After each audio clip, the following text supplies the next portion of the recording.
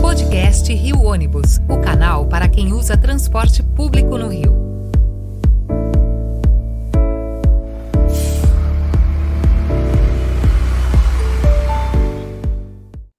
Saudações, ouvintes, passageiros dos ônibus da cidade e população carioca. Eu sou Paulo Valente e este é o último episódio do podcast Rio Ônibus de 2023. Hoje vamos fazer um balanço com as principais melhorias que conquistamos no setor de transporte por ônibus e também comentar alguns episódios marcantes que vivemos nesse período. Foi um ano de muitos desafios e conquistas. Estamos fechando dezembro agora, com 3.700 ônibus circulando pela cidade e mais de 2.100.000 passageiros atendidos todos os dias. Então, para fazer esse balanço aqui junto comigo, convidamos o presidente do Rio Ônibus, João Gouveia, que não poderia ficar de fora dessa retrospectiva. João, muito prazer em estar com você aqui de novo no podcast, sempre trazendo aí informação de qualidade para a gente, trazendo aí as novidades para o setor. E o nosso podcast não é tão antigo assim, mas então já é uma tradição nossa, é o terceiro ano seguido que nós fazemos aqui uma retrospectiva, né, no final do ano, falando das coisas boas, de alguns problemas que a gente teve, e no final falando das perspectivas aí para 2024. Então, seja bem-vindo mais uma vez aqui ao nosso podcast. Bom dia, Paulo. Bom dia aos nossos ouvintes. Bom dia aos nossos usuários, ao time do Rio Ônibus.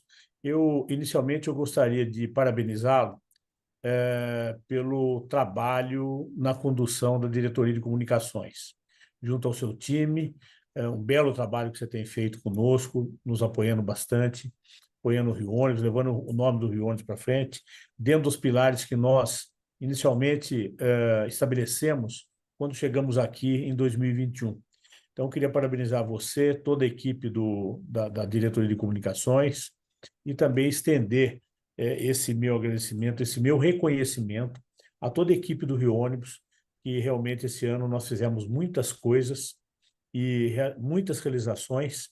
Eu não poderia deixar de agradecer a todos o nosso time, agradecer às empresas, aos usuários, aos busólogos, às entidades de classe que nos apoiaram tanto nesse ano 2023, está realmente chegando ao fim desse ano, um ano exitoso para todos nós, né?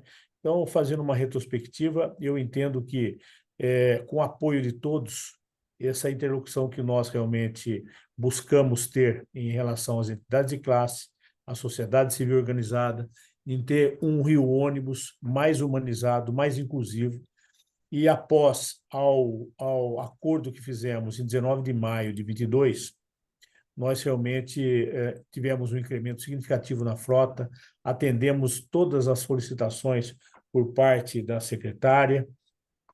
Nós temos uma reunião toda semana com a secretária Maína Seridoni, onde a gente pode discutir não só as demandas que porventura venham por parte da secretaria, mas também as demandas que nós temos em relação à secretaria e também discutir alguns pontos importantes de melhoria na qualidade dos nossos serviços. Isso também é discutido com a secretária. Então, assim, depois desse acordo, eu acho que houve uma melhora significativa na qualidade dos serviços. Nós tivemos um ano extremamente exitoso para os nossos empresários, para os nossos associados, e isso vem refletir na melhoria da qualidade do serviço. Você já mencionou, mas nós já tivemos aí um incremento significativo na frota, melhoramos as linhas, e os empresários estão totalmente determinados na melhoria da qualidade e na renovação da frota para o ano de 24. Então, só para falar então para os nossos ouvintes, é nesse período, né, desde a assinatura do acordo histórico aí, como diz o nosso prefeito, entre a prefeitura, os consórcios e o Ministério Público Estadual, que instituiu o pagamento de um subsídio para complementar a tarifa, né, que é paga pelos usuários, que viabilizaram esse êxito todo que nós tivemos. Só para esclarecer o pessoal, já foram mais de 100 linhas que voltaram a circular em toda a cidade, e toda semana está voltando mais uma linha, um serviço. A prefeitura celebrava agora o retorno de algumas linhas da Zona Sul, fazem a ligação ali com a Tijuca, com a Zona Norte, que voltaram a operar de madrugada, então são mais de 100 linhas aí operando, mais de 300 linhas com reforço de frota, e nós já chegamos a 83% da frota refrigerada e já substituímos e colocamos ônibus novos aí, num total de 1.150 veículos. Isso aí foi renovado apenas nesse período pós-acordo, e a maioria dentro de 2023. Então, em termos percentuais, é o maior aporte de frota nova que a cidade teve, historicamente falando, o que mostra o acerto dessas medidas da instituição do subsídio de tudo isso.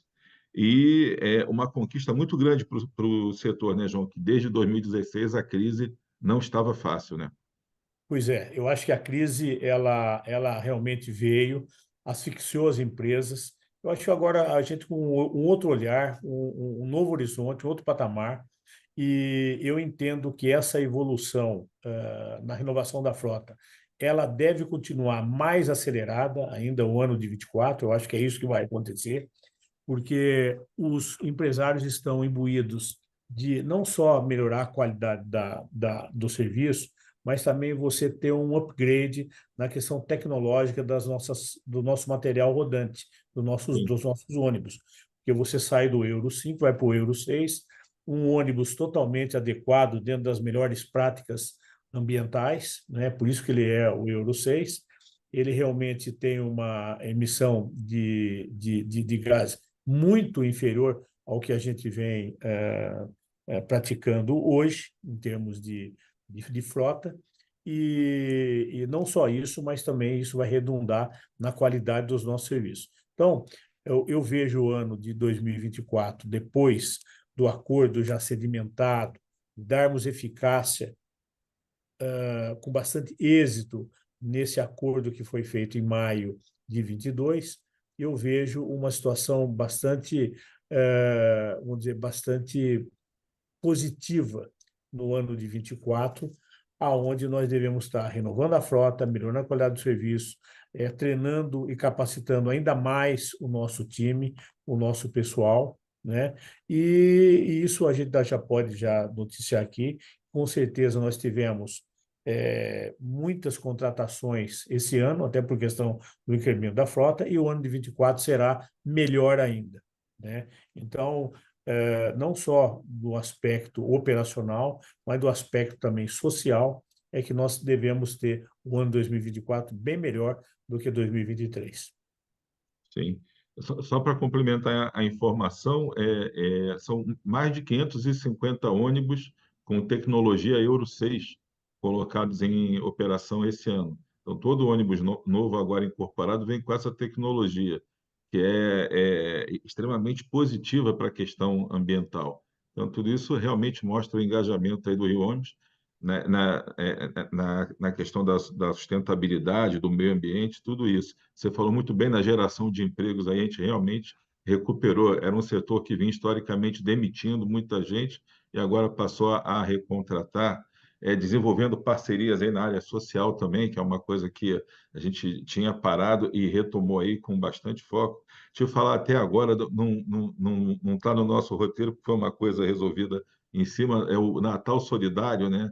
Estamos Sim, promovendo agora. Queria que você falasse um pouquinho disso para o pessoal, João, eu acho que essa iniciativa de é Natal importante agora. que a gente passe para todos vocês, né, nossos ouvintes e as nossas empresas até as nossas entidades, que temos aí essa interlocução bastante efetiva com essas entidades de classe.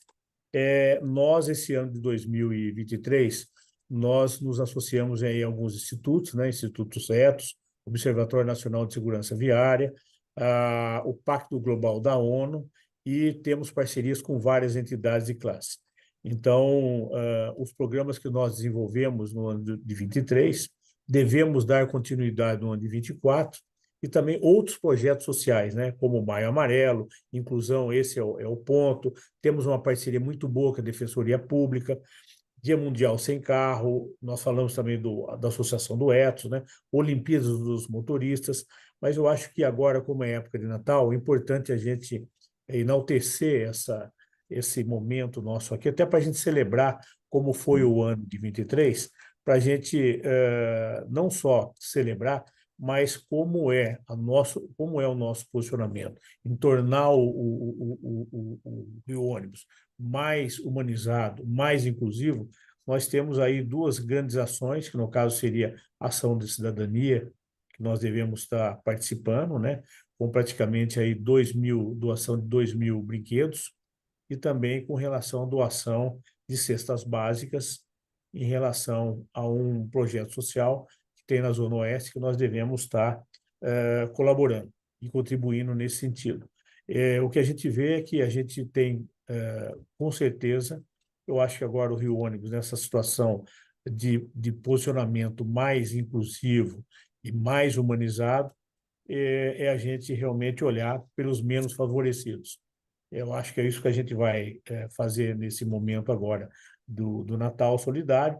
Não só isso, mas também como nós devemos estar com os nossos ônibus com LEDs nos dias 23 e 24, fazendo aí uma ônibusata, como a gente está falando aqui dentro do Não, ônibus, ônibusata, agora é motociata, carreata, agora tem a ônibusata. ônibusata que nós devemos fazer para realmente celebrar o ano 2023, juntamente com os nossos usuários, juntamente com a sociedade civil organizada.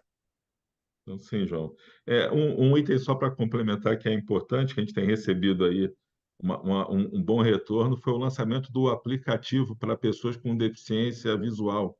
É um Sim, aplicativo de localização do ônibus, já existia no mercado, mas uma novidade que o Rio Ônibus lançou em mais uma parceria que é o firmou Citamob.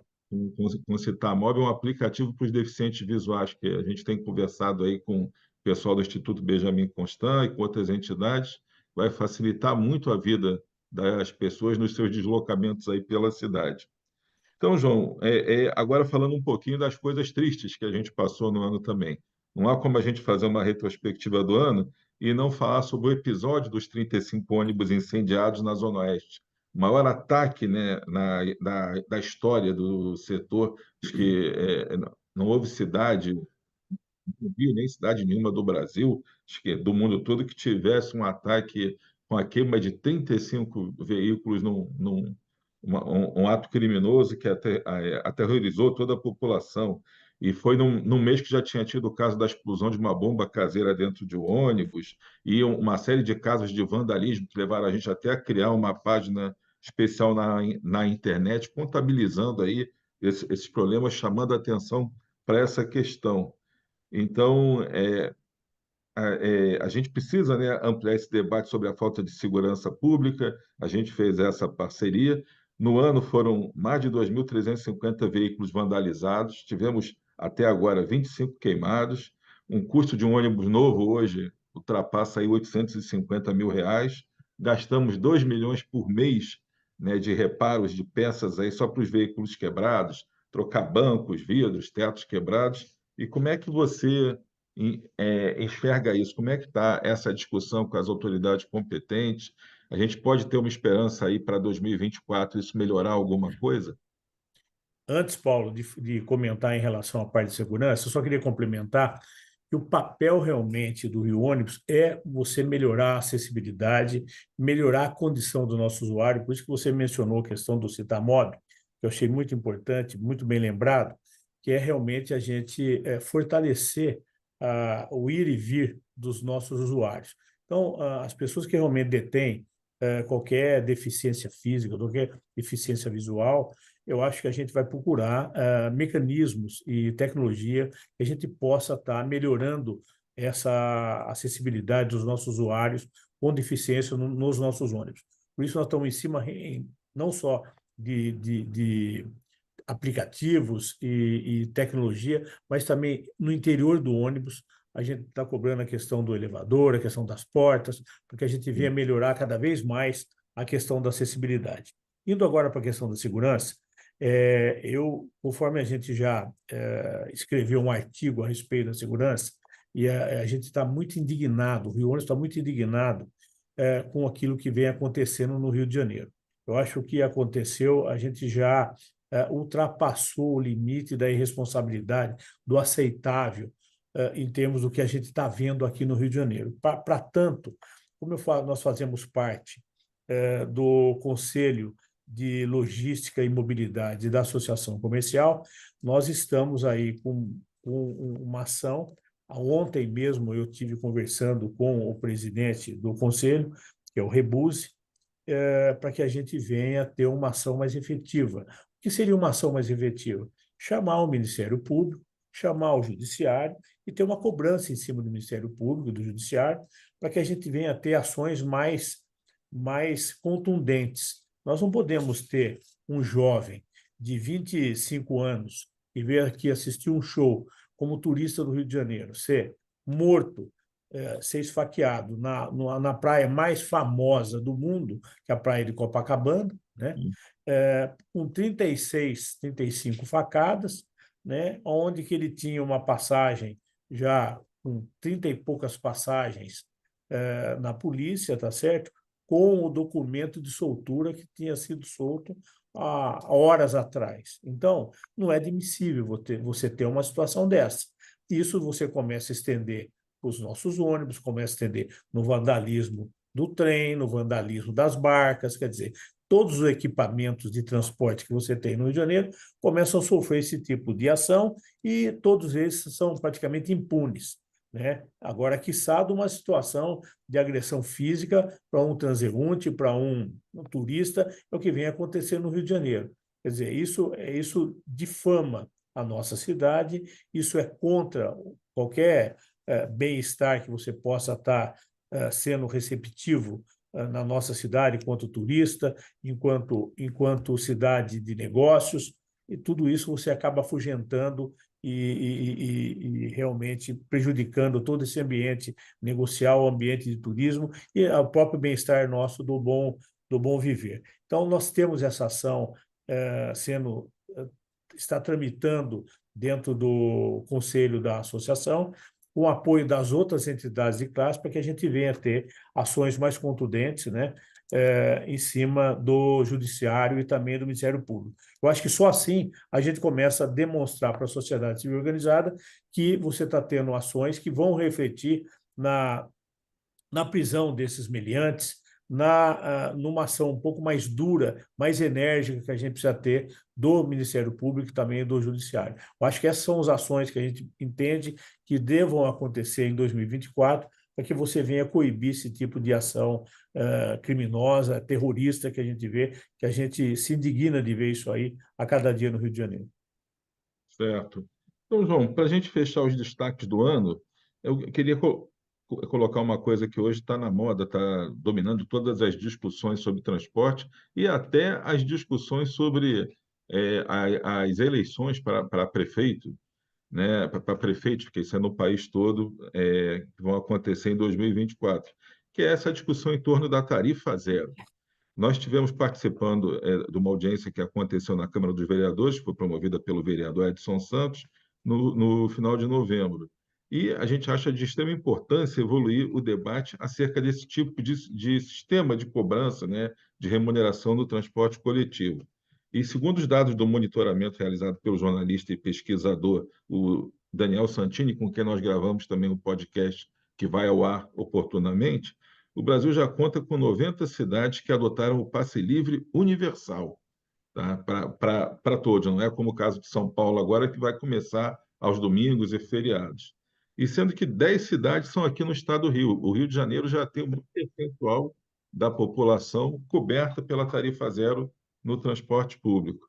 Uma delas é Maricá, que já tem quase 200 mil habitantes, e tem uma discussão muito grande sobre as grandes cidades, sobre as grandes metrópoles, o caso do Rio de Janeiro. Você acha que há alguma possibilidade de se implementar isso, ou de ter um subsídio maior, uma tarifa mais módica? Como é que você vê a evolução dessa discussão aí para o ano que vem, que eu acho que vai dominar a pauta política aí das eleições? Não resta dúvida, é um assunto, um tema bastante discutido, importante para a sociedade, até porque a gente vem falando, né? O artigo 6º da Constituição, ele diz que o transporte também teria que ser de graça. É um dever do Estado prover o transporte, como a saúde, a educação, a segurança, tudo isso é um dever do Estado. Mediante isso aí, Paulo, a preocupação maior é como você vai financiar essa questão da tarifa zero. Então, assim, você tem mecanismos para tal. Inclusive, a deputada Luísa Irondina, através da PEC 25, ela já está tramitando, seria uma contribuição, no caso, instituir um mecanismo da contribuição pelo uso do sistema viário destinado ao custeio do transporte público coletivo. Então, o que seria isso aqui? Quer dizer, as pessoas que estão com seus automóveis estariam contribuindo para você ter tarifa zero, até porque todo mundo é beneficiário do transporte público coletivo, né? É o que a gente tem falado. A nossa secretária que chega em casa, ela chega através do transporte público. A enfermeira que vai para o hospital chega através do transporte público. Então, nada mais justo que tivesse, no caso, um mecanismo, um dispositivo, que estaria incidindo em cima ou do IPVA, ou da gasolina, alguma coisa, que porventura tivesse aí indo para um fundo de mobilidade para que você estivesse fazendo o custeio do transporte público coletivo. Então, isso é uma das ações.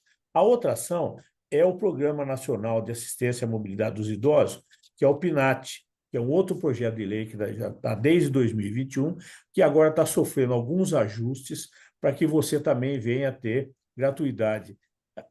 Esse arcabouço seja melhorado, a gratuidade dos idosos, e reverter um montante para as empresas de ônibus, como teve agora esse valor que veio, infelizmente nós não recebemos, mas é um valor que foi destinado ao transporte público coletivo por conta da gratuidade do idoso. Então, assim, você está tendo uma série de mecanismos que vai redundar na tarifa zero. Não tem como. Até porque a preocupação de alguns deputados e alguns executivos, prefeitos, no caso, estão preocupados em fazer valer o artigo 6º da Constituição. Quer dizer, você prover o transporte gratuito ou, quiçá, uma tarifa módica, tá certo? Para que você venha ter um transporte mais inclusivo. Para você ter uma ideia, nós temos aí cerca de 20% a 25% da população deixa de pegar transporte público por questão financeira. Sim. Então, nas cidades que você tem já aplicado a questão da tarifa zero, o comércio e a economia realmente é um salto muito importante, porque as pessoas deixam de pagar o transporte público coletivo para comprar alimentação, para comprar remédio, para fazer a economia realmente virar, que é esses 20%, 25% da população que realmente não detém condições para pagar um transporte público coletivo. Sim. E tem a própria questão, né, João, que a gente falando com as entidades de classe, com os empresários, eles hoje já pagam o Vale Transporte, Sim, né? E existe uma lei do Vale Transporte, é um direito do trabalhador, e isso pode ser revertido também para esse fundo. não Tem resta dúvida. experiência já com isso acontecendo, no Distrito Federal já um estudo bem desenvolvido, né, em cima Exatamente. disso, Eu acho que seria uma forma de facilitar essa questão também. você levantou um ponto importante, e o fato de você instituir a tarifa zero não significa que você vai desonerar o empresário, né, que é, no Essa caso, obrigação de garantir o empregador, transporte. o empregador, que ele vai ser desonerado das obrigações do transporte. Continua, tá certo? Ele vai continuar pagando o vale transporte, só que esse dinheiro, ao invés de ir para o empregado, ele vai para um fundo de mobilidade. A outra questão que podia ser feita, né, seriam os estacionamentos das grandes cidades serem também pagos num valor um pouco maior para esse recurso e também para um fundo de mobilidade para custear a Transporte público. tarifa zero, o transporte público coletivo. Então, veja, eu acho que o que precisa mudar, Paulo, é realmente a visão que isso não é problema meu, é problema nosso, sim. Sim, Todos nós fazemos uso, somos beneficiados do transporte público. A partir da hora que eu sou beneficiado, nada mais justo que eu contribuir também. Tá certo? sem Se eu dúvida posso alguma. pôr gasolina, parte da minha gasolina, do recurso que eu estou pagando a gasolina, poderia estar sendo vertido para uma situação dessa para você subsidiar a tarifa zero. E você fazer, no caso, né, ter, no caso, uma sociedade muito mais justa e muito mais inclusiva, porque Sim, essas pessoas menos carentes, que eu falei aqui, mencionei, por de 20%, 25% que não detém recurso algum para você pagar o transporte público, pode ter uma vida muito mais amena, uma vida muito mais inclusiva, né? E nós propiciarmos isso a eles. Eu acho que essa é a sociedade mais justa que a gente deseja.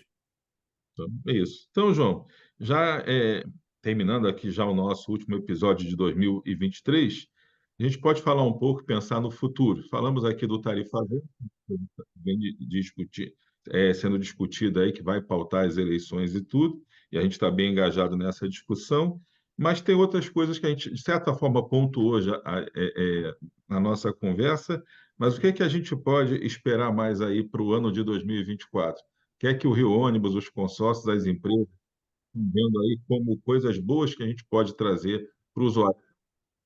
Falando aqui, vamos repetir, fazer um resumo aqui do que vem por aí de bom, né, para 2024.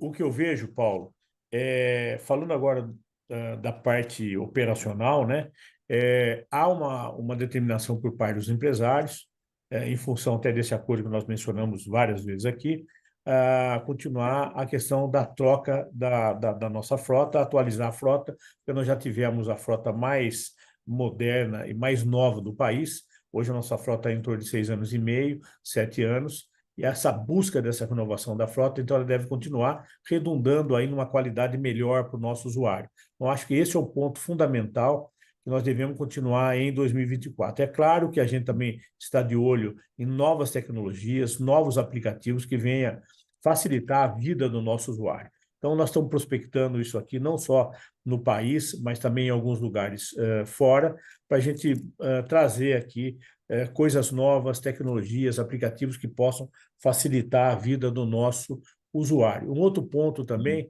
é esse posicionamento nosso da gente acelerar algumas ações sociais que a gente possa estar não só contribuindo, mas trocando e fazendo essa interlocução com algumas entidades de classe e esse posicionamento nosso um pouco mais efetivo nessas ações sociais que nós devemos estar incrementando ainda mais no ano de 2024, fazendo valer um Rio Ônibus mais humanizado, mais inclusivo e mais contemporâneo. Eu acho uma visão muito mais contemporânea, que não é só operar, mas sim em você ter esse interrelacionamento com a sociedade civil organizada e essa preocupação não só com o meio ambiente, né, que a gente está trazendo isso para o Rio Ônibus aqui, que seria o ESG, não só o meio ambiente, mas a questão da governança, a questão social e a questão da governança. Isso a gente também quer fortalecer ainda mais no ano de 2024, que é ter um Rio Ônibus muito mais contemporâneo, muito mais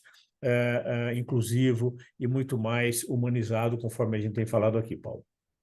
Então, João, então, antes de encerrar, queria te parabenizar aí pela condução dos trabalhos aqui do Rio Ônibus, falando em nome aqui da Diretoria de Comunicação, Relações Institucionais, mas falando em nome de todos os departamentos aqui da área técnica, área financeira, área operacional, em tudo, te parabenizar aí pela condução dos trabalhos, pela definição das nossas políticas aqui.